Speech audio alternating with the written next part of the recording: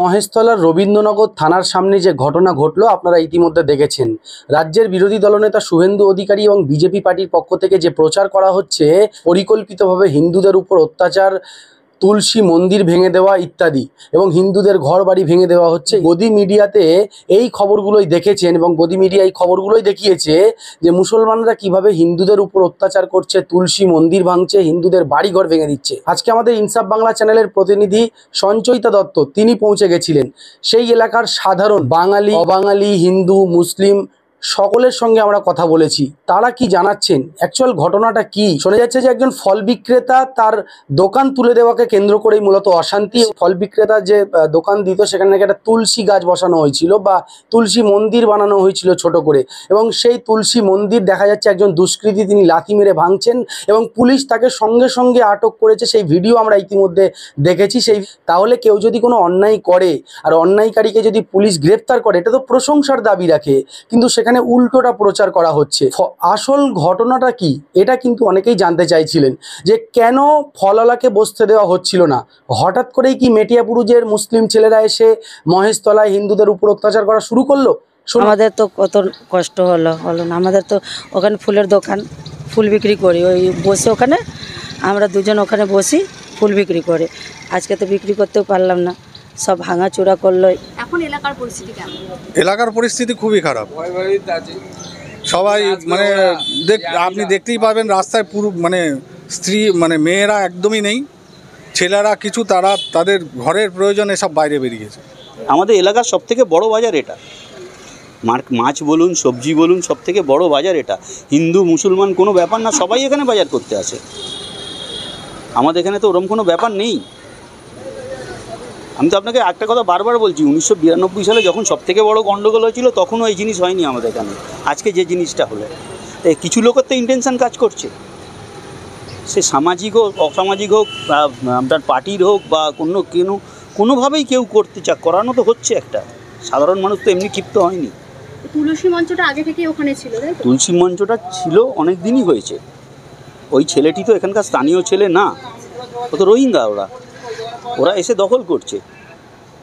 ওর একটা মন্দিরের সামনে আপনাকে যদি যেতে গেলে আপনি অবস্ট্রাকেল পান, আপনি তো বলবেন দাদা একটু সরে যান। আপনাকে একটা নোংরা ভাষায় কথা বলা হলো, তখন আপনি প্রতিবাদ করবেন না? আপনি গিয়ে আপনার বাড়ির হাজব্যান্ডকে বা বাবাকে তো বলবেন, বাবা আমি মন্দিরে গেছিলাম, আমাকে এই ভাষাটা প্রয়োগ করছে। এটা তো কাম্য নয় না। কালকে তো সেরকম কিছু ঘটেনি, ঠিক আছে। কালকের কিছু আরএসএস লোক ছিল, ঠিক আছে। এখানে 4-6টা লোক আছে আরএসএসে, তারা মানে সাম্প্রদায়িক ঝামেলা বাঁধিয়েছে আমাদের এখানে। আজকের দিনে তুমি বটতলায় চলে যাও, দেখতে পাবে দোকান পসুরি খোলা আছে, সব কিছু খোলা আছে। সামথিং হয়ে গেছে, আর কিছু না। আমাদের পাশেই বাঙালি মুসলমান আছে, হিন্দু আছে, তাদের সঙ্গে কোনো ঝামেলা আমাদের সঙ্গে নেই। ওরা সাম্প্রদায়িক বাঁধাবার চেষ্টা করেছিল, বাঁধিনি সেইটা আরএসএসের লোক। সোনার বাংলা এটা আমাদের সোনার বাংলায় থাকবে। থানার সামনে একটা ফুটপাথ জায়গা আছে, মোটামুটি ওখানে দীর্ঘদিন ধরে সবাই ওখানে দোকান লাগায়। তার মধ্যে একজন ফলের দোকান লাগায়, সেই দোকানের কেন্দ্র করে ওই ঝামেলাটা সৃষ্টি হয়। আমরা টিভিতে দেখছি যে মূলত হিন্দু মুসলমানের একটা দাঙ্গা বেঁধে গেছে, এরকম একটা দেখাচ্ছে। এখানে হিন্দু মুসলমানের দাঙ্গা বলে কিছু নাই। এখানে আমরা মানে আমাদের জন্ম পর থেকে আমরা দেখে আসি, হিন্দু মুসলিম শিখ ইসাই সব নিজেদের ভাই মতো যেরকম আমরা বসবাস করি, সেই একই ক্ষেত্রে এখনও পর্যন্ত আছে। ওই ছোটো একটা কেন্দ্রখানে একটা বিশৃঙ্খলার সৃষ্টি হয়েছে, সেটা নিয়ে একটু বড় হয়ে গেছে। সে পুলিশ না থাকার কারণে সাময়িক একটা ছোট থানায় যতটা সময় পুলিশ খুব কম থাকার কারণে পাবলিকটা একটু উদ্বিগ্ন হয়েছিল। আস্তে আস্তে আবার পুলিশ মোতায়েন করেছে, রবীন্দ্রনগর থানার পুলিশ।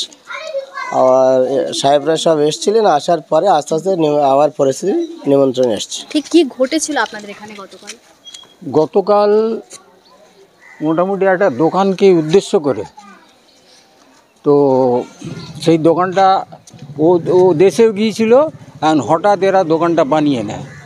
হ্যাঁ, কিছু লোক দোকান বানিয়ে নেয়। হ্যাঁ, দোকানটা মানে ওই ফুলের টপ ফপ এটা সেটা বসিয়ে, হ্যাঁ ওরটা মানে ইয়ে করে বানিয়ে যখন দিয়েছিল, তখন কি করেছে, 5টা লোককে ডেকেছে। হ্যাঁ, বিভিন্ন জায়গা থেকে লোক ডেকে এই জিনিসটা ঘটিয়েছে। হ্যাঁ, আসল এখানে আমরা চাই যে অরিজিনাল ক্রিমিনাল, যে অন্যায় করেছে তাকে কিছু করা হোক। হ্যাঁ, তাকে অ্যারেস্ট করা হোক, কিছু করা হোক, তার জন্য তো কেউ কিছু বলবে না।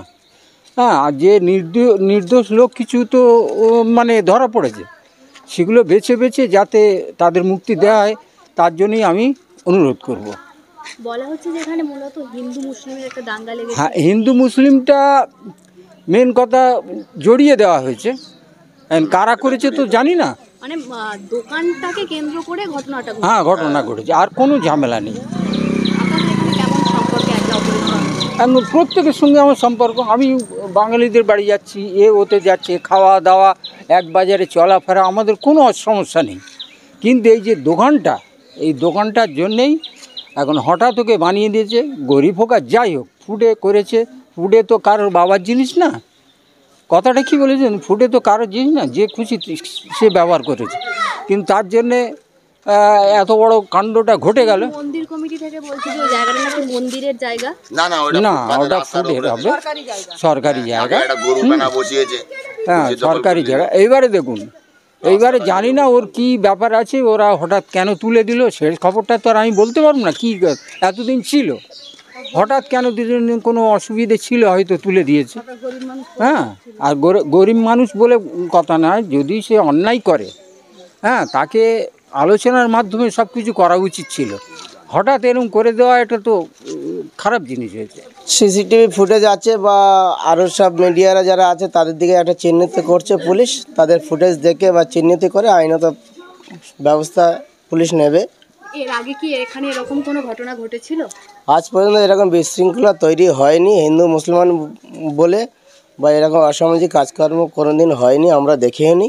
এই প্রথম একটা ছোট্ট একটা কেন্দ্র করে একটা সমস্যাটা বড় হয়ে গেছে। তো উনি যে দোকানটা দিয়েছিলেন, আর এই তুলসী মঞ্চ করা হয়েছে, তুলসী মঞ্চটা কতদিন হলো ওখানে করা হয়েছে? তুলসী মঞ্চ বলে কিছু নেই, দেখো তুলসী গাছ একটা হিন্দু ধর্মের যে ভাইরা আমরা যারা এরা করে, এটা একটা পুজোর কাজে লাগে বা এটা খুব পবিত্র গাছ, এটা আমরাও তাকে শ্রদ্ধা করি বা জানাই। তুলসী গাছ একটা পবিত্র গাছ, কিন্তু ওই গাছটা ওখানে ছিল না। গত 9 তারিখের 8 তারিখের রাত্রেবেলা গাছটা পোতা হয়, ওটা ছিল না। আর উনি দোকান কতদিন ধরে দিয়েছিলেন?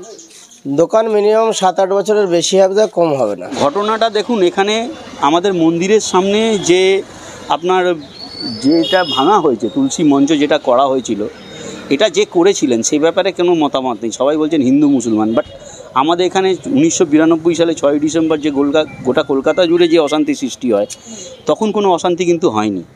আমাদের এলাকাটা টোটালি পিসফুল এরিয়া। বাট এই যে আজকের ডেটে যে রোহিঙ্গারা এসে আমাদের এখানে যে বস্তি গড়ে তুলেছে, এই যে জিনিসগুলো হচ্ছে, এগুলো কিন্তু আমাদের লোকাল মুসলিমরা এর মধ্যে ইনভলভ নেই, বা লোকাল হিন্দুরা কোনো ইনভলভমেন্ট নেই। এগুলো তাদের মধ্যে একটা অ্যাক্টিভ কাজ করছে, ভাঙচুর করে লুট করার প্রবণতা। এটাকে পুলিশ কোনোভাবেই ট্যাকল করতে পারছে না, যার ফলে পুলিশ চাইছে কি যাকে তাকে ধরে নিয়ে গিয়ে একটা অ্যারেস্ট করে একটা কেস সাজিয়ে দিতে। আমার মনে হয় এটা পুলিশের ব্যর্থতা। এই যে হিন্দু মুসলিম, আমরা মিডিয়াতে দেখছি যে এটা হিন্দু মুসলিম মূলত দাঙ্গা, কিন্তু আবার এক জায়গায় দেখা যাচ্ছে যে দোকান বসা নিয়ে একটা কেন্দ্র করে। না, দোকান বসাটা কেন হলো? দোকান তো রাতারাতি বসেনি ওই জায়গাটায়। ও তো প্রথমে একটা চুবড়ি নিয়ে আর কিছু কলা নিয়ে বসেছিল, তারপরে একটা চুবড়ি আর কলার থেকে জিনিসটা হয়ে গেল একটা ভ্যান আর 4টে বড় বড় এরম ঝোড়া। তো সেটা তো একটা অকুপাইড। একটা চুবড়ি নিয়ে আপনি যতটা জায়গা অকুপাইড করবেন, আর একটা ভ্যান আর 4টে ঝোড়া নিয়ে নিশ্চয়ই তার থেকে বেশি জায়গা অকুপাইড করবেন। মানুষের যাতায়াতের রাস্তা তো ওটা। আজকে থানার সামনে কিছু থানার কর্মচারী কিছু দোকান করে রেখে দিয়েছে তাদের স্বার্থে। তো এগুলো তো কেউ বলবার নেই না। এগুলো বলতে গেলেই যখন আপনি প্রতিবাদ করতে যাচ্ছেন, আপনার নামে দোষ চলে আসছে, আপনাকে দেখানো হচ্ছে, আপনার নামে একটা মানে ক্লেম করা হচ্ছে যে আপনি অমুক লোককে পয়সা দিয়েছি, তমুক লোককে পয়সা দিয়েছি। এইভাবে আমাদের সমাজ ব্যবস্থাটা ভেঙে পড়ছে। পুলিশ থেকেও তো কিছু করছে না। না, কোনো দিন ঘটেনি। আমাদের এখানে বললাম তো 1992 সালে গোটা পশ্চিমবঙ্গ জুড়ে যখন হিন্দু মুসলমান হয়েছে, তখনও আমাদের এখানে পিসফুল ছিল। আমরা নিশ্চিন্তে বাজার করেছি, খেয়েছি, থেকেছি, কোনো রকম কোনো বিদ্বেষা নেই। কিন্তু এখন রোহিঙ্গাদের এত উৎপাত বেড়ে গিয়েছে আমাদের এখানে, যার ফলে আমাদের এখানে থাকা মুশকিল হয়ে গেছে। সব বাইরের মুসলিম। এখানে একটা বস্তি আছে ভেতরে, ফুলতলা বস্তি বলে, ওখান থেকে কিছু ছেলে এসেছিলো, পাশে 16 বিঘে আছে ওখানে। এরা আনওয়ান্টেড, এদের কোনো রেশন কার্ড নেই, কিছু নেই, এদের কিছু আধার কার্ড কিছু পাবেন না। বাট এরা এখানকার পশ্চিমবঙ্গের বাসিন্দা। সমস্ত নেতাদের কাঁধে হাত রেখে এদের সব কার্ড পেয়ে যাচ্ছে। আপনার নাম? আমার নাম রুবাই ঘোষ। আর এখন কেমন দেখছেন এখানকার পরিস্থিতি? একটু মোটামুটি সবই তো ঠিকই নর্মাল, আস্তে আস্তে হচ্ছে। রাতারাতি তো আর নর্মাল হবে না, সময় লাগবে। যে বাড়িঘরদরগুলো ভেঙেছে, আপনার পিছনের বাড়িগুলো দেখুন, যে গাড়িগুলো দেখুন যেগুলো ভেঙেছে, একটা মানুষ তো রাতারাতি ঠিক করতে পারবে না, বাট এগুলো সময় সাপেক্ষ ব্যাপার। প্রশাসন কী করে দেখা যাক, প্রশাসন কীভাবে চলে দেখা যাক, তারপরে তো আমাদের মানে সাধারণ মানুষের। এখানে আপনারা দীর্ঘদিন ধরে আমি আমার 53 বছর বয়স, আমি আমার জন্ম থেকে রয়েছি এখানে। আমি কোনোদিন আমার লাইফে এই জিনিস দেখিনি, আমার জীবনে আমি কোনোদিন দেখিনি।